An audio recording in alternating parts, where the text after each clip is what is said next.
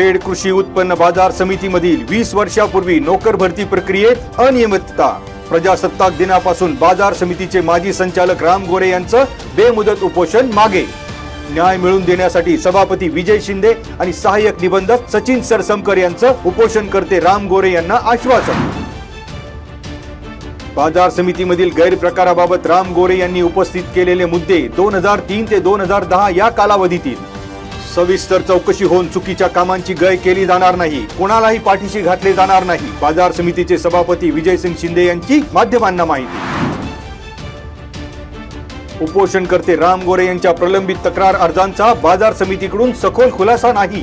तक्रार अर्जासंदर्भात 29 जानेवारी रोजी बाजार समिती, राम गोरे आणि सहाय्यक निबंधक यांची संयुक्तपणे जिल्हा निबंधकांकडे सुनावणी।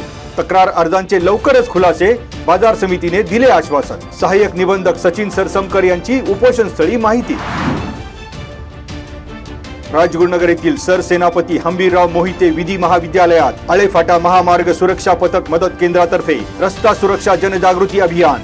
जनजागृती अभियानाअंतर्गत वाहतूक नियोजन, प्रतिबंधात्मक खटले आणि अपघात भेट। खेड, आंबेगाव, जुन्नर तालुक्यातून जाणाऱ्या राज्य आणि राष्ट्रीय महामार्गावरील रस्ता सुरक्षेला प्राधान्य। पोलीस उपनिरीक्षक अशोक पिंगळे यांनी कायद्याचं शिक्षण घेणाऱ्या विद्यार्थ्यांना दिले रस्ता सुरक्षेचे धडे।